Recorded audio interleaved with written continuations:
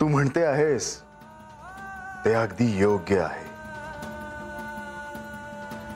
केवळ बानूची भेट व्हावी म्हणून ती दोघं इथे जेजुरीत नाही आलेत। मला ठाऊक होतं की या आख्यानात बानूला तिच्या मूळ रूपाचे स्मरण आधी व्हावे, या हेतूने ते दोघं इथे आले आहेत। मी असताना मी हे असं होऊ देणार नाही। ह्या शिवलीलेत हा असा थेट हस्तक्षेप मी होऊ देणार नाही। माझं मन हे मानायला तयार नाही। कितीही झालं तरी शची देवी या बानूच्या आई आहेत। इंद्रदेव हे देवांचे राजे आहेत आणि आख्यानात देखील मी त्यांचा उल्लेख ऐकला आहे। आम्ही कोण आहोत हे त्यांना ठाऊक आहे आणि असे असताना आपल्या कन्येला सहाय्य करण्यासाठी भावनेच्या भरात जर त्यांनी तिला काही सांगितलं तर? मी हे असं नाही होऊ देणार। तू निश्चिंत राहा की तुम्हाला पडलेल्या साऱ्या प्रश्नांची उत्तरं तुम्हाला श्री खंडेरायच देऊ शकतील। अजून एक गोष्ट विचारायची आहे।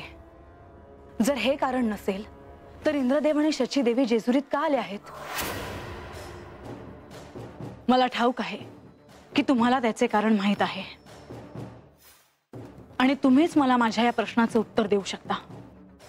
सांगा ना, का आले ते दोघं इथे?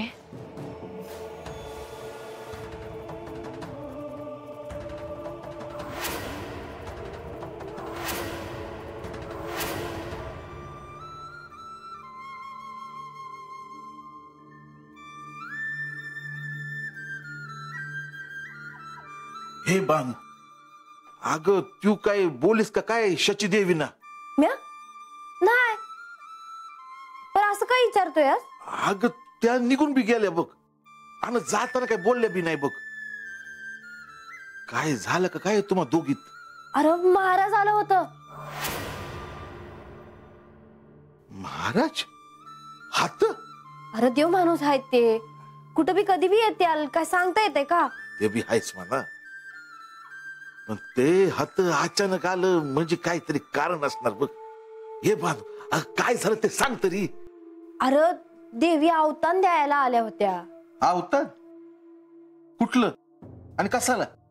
अरे आमच्या लग्नामध्ये त्यासनी काय बाय करता नाही आलं ना, म्हणून मला ह्यांना स्वर्गात बोलवलं आहे। अगं मग चांगलंच आहे की। अरे असं काय करतोस बा? म्हाळसाताईंचं काय करायचं? हे ध्यानातच आलं नाही बघ माझ्या। आता तुम्हा दोघांनी कसं जाता येईल ग? तुम्ही असे मौन का? सांगा ना, इंद्रदेव आणि शची देवी जेजुरीत का आले आहेत?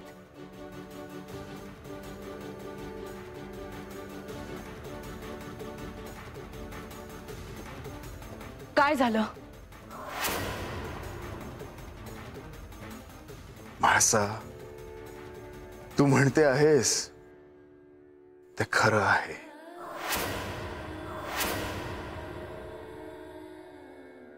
केवळ बानूला भेटण्यासाठी इंद्रदेव आणि शची देवी इथे नाही आलेत,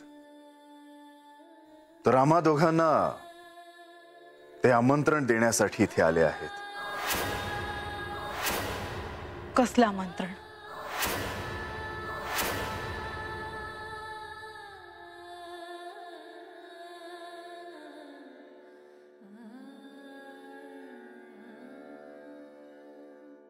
मी आणि बानूने स्वर्गलोकी यावं, त्यांना आमचं आदरातिथ्य करता यावं म्हणून ते तसं आमंत्रण द्यायला इथे आले आहेत। तुम्हाला आणि बानूला स्वर्गलोकी बोलवायला?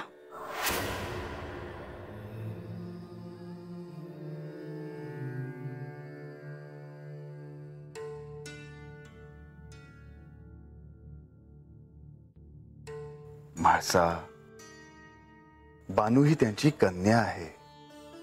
तिचा आणि माझा विवाह झाला आहे, त्यामुळे आपल्या कन्येने आणि आपल्या जावयाने एकदा तरी आपल्या गृही यावं, त्यांच्या आदरातिथ्याचा आम्ही स्वीकार करावा अशी त्यांची मनोमन इच्छा आहे।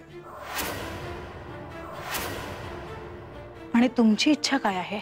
त्यावर मी अजून पुरेसा विचार केला नाही, कारण हा निर्णय मी एकटा नाही घेऊ शकत. मला बानूला देखील विचारायला हवं. तिला काय वाटतं हे देखील महत्वाचे आहे. बानू कशाला नकार देईल?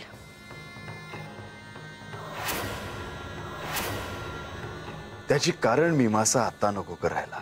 जर बानूला काही आक्षेप नसेल तर?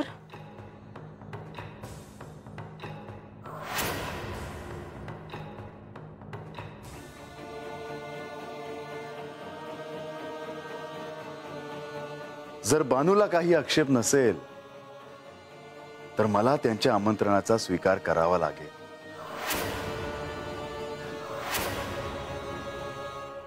अजून आतच आहे ती ग आजान बानू.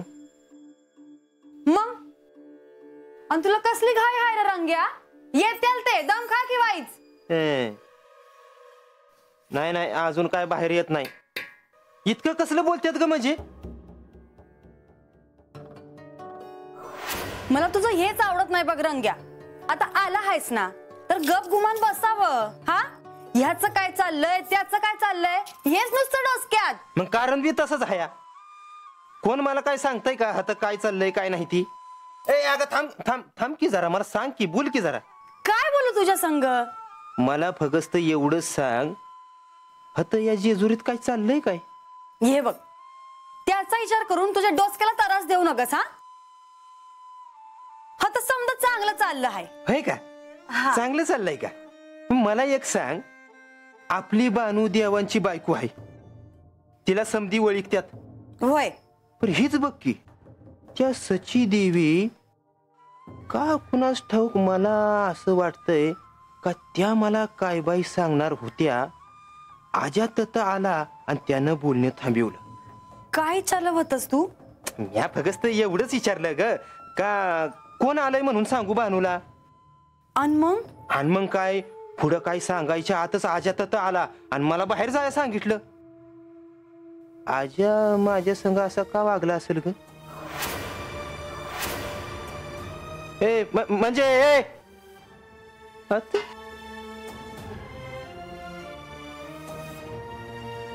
रंग्या रंग्या रंग्या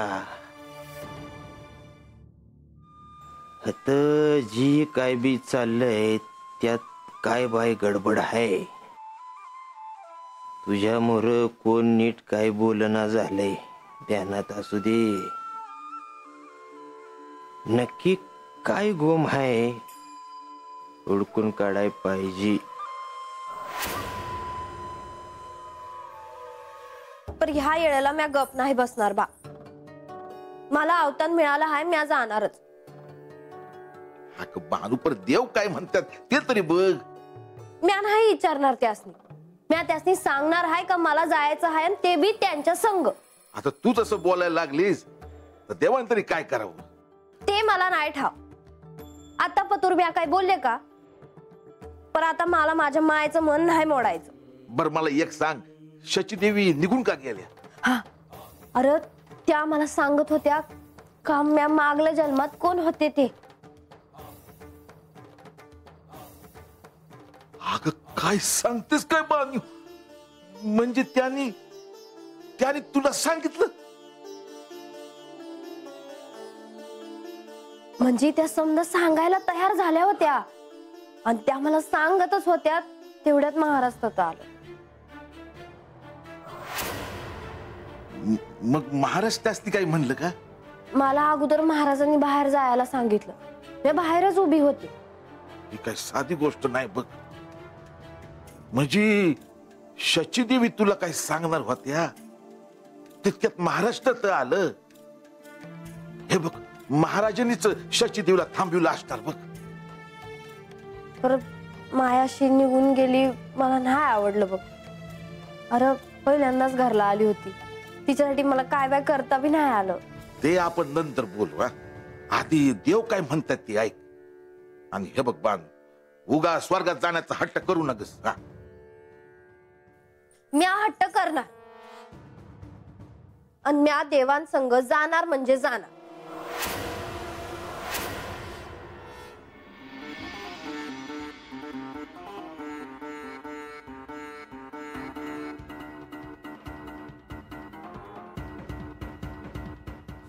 जर शचीने भावनेच्या भरात बाणाईला त्यांच्याबद्दल काही सांगितलं तर मात्र सगळं काही संपुष्टात येईल देवा.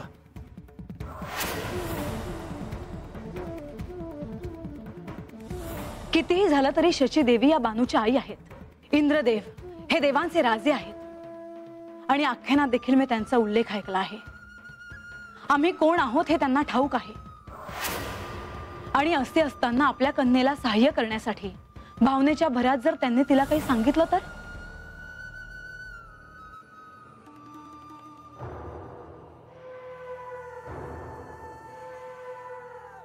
हा आमंत्रणाचा घाट मी घातलाय खरा, पण श्री खंडेरायाने अजून होकार नकार काहीच कळवलेलं नाही.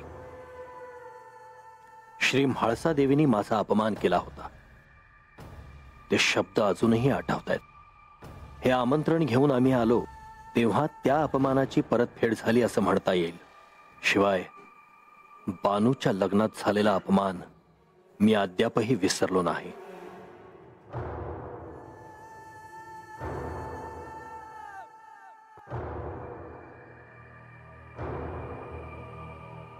तुला येण्यास इतका विलंब का झाला?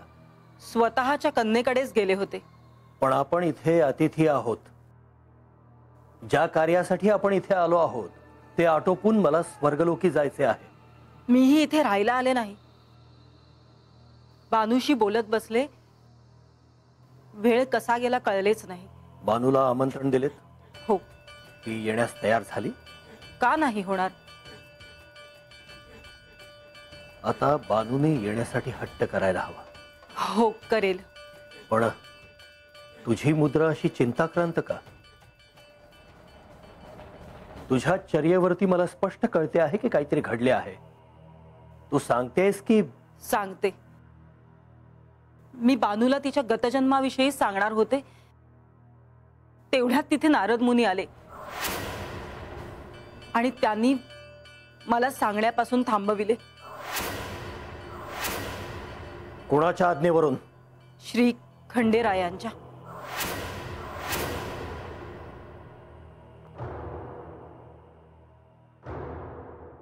काय केलं ते? आता मी त्यांना सामोरा कसा जाऊ?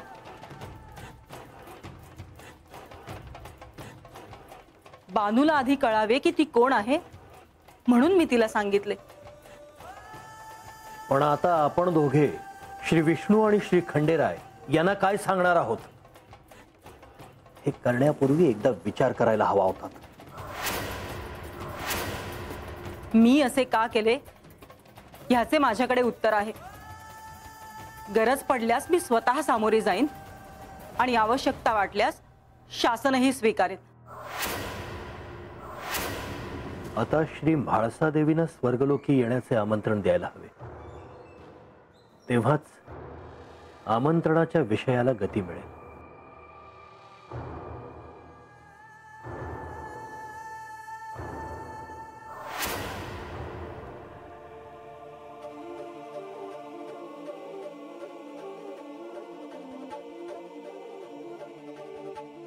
प्रधानजी,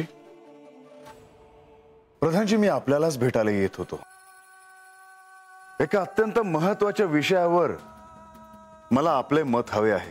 देवा, आपण जर मला निरोप पाठवला असता तर मी स्वतः तुम्हाला भेटायला तुमच्या कक्षात आलो असतो. प्रधानजी, समस्या काय आहे हे आपण जाणता. इंद्रदेवाने मला आणि बानूला स्वर्गलोकी येण्याचे आमंत्रण दिले आहे आणि ही गोष्ट म्हाळसेपासून लपून राहिलेली नाही. देवा, त्यांनी तुम्हाला विचारलं असेल आणि तुम्ही सगळं काही सांगितलं असेल. होय, कारण त्यात लपून ठेवण्यासारखे काहीच नाही. बानू ही इंद्रदेवांची कन्या.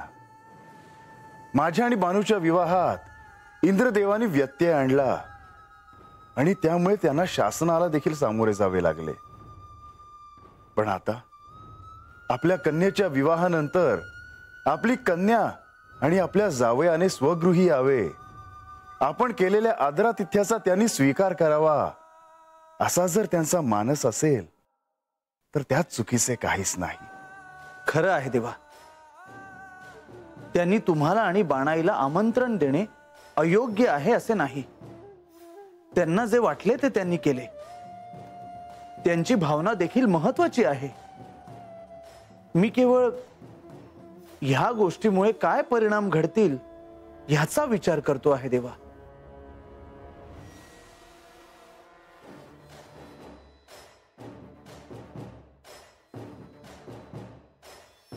देवा, त्यांच्या ह्या आमंत्रणामुळे श्री म्हाळसादेवी अस्वस्थ झाल्या असतील ह्यात शंकाच नाही. परंतु शचीदेवी आणि बाणाई यांची भेट होणं, भावनेच्या भरात त्यांनी बाणाईला तिच्या मूळ रूपाचे स्मरण होईल की काय अशी माहिती देणं आणि ती माहिती देता देता नारद मुनींनी त्यात हस्तक्षेप करणं, ह्या गोष्टी अनुषंगाने घडणारच होत्या.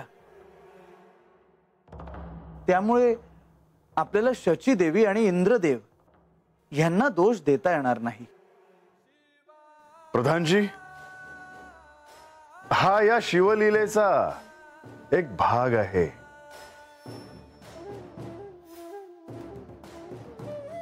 परंतु जर त्यांनी ह्या शिवलीलेत हस्तक्षेप केला असता तर मात्र त्यांना कडक शासन हे झालेच असते.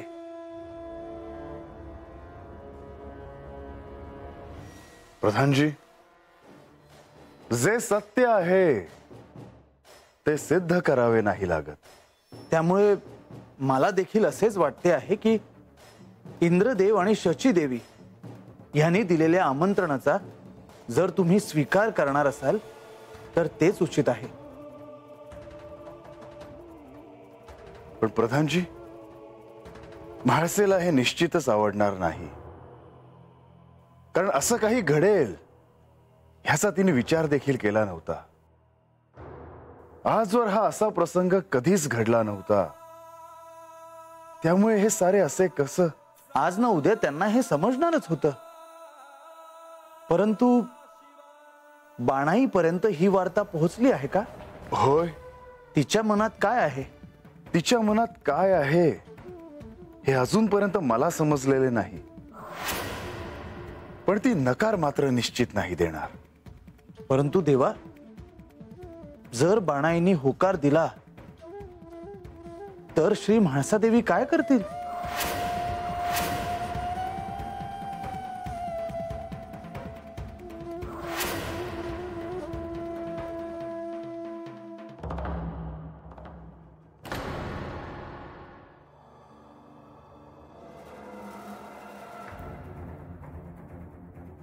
म्हाळसा,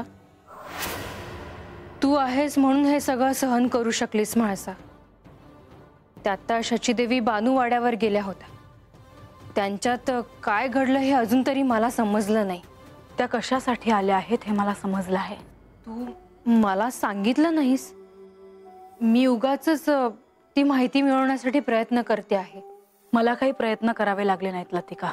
म्हणजे दुसऱ्या कोणी येऊन तुला गुप्तवार्ता दिली का? यांनी सांगितलं मला.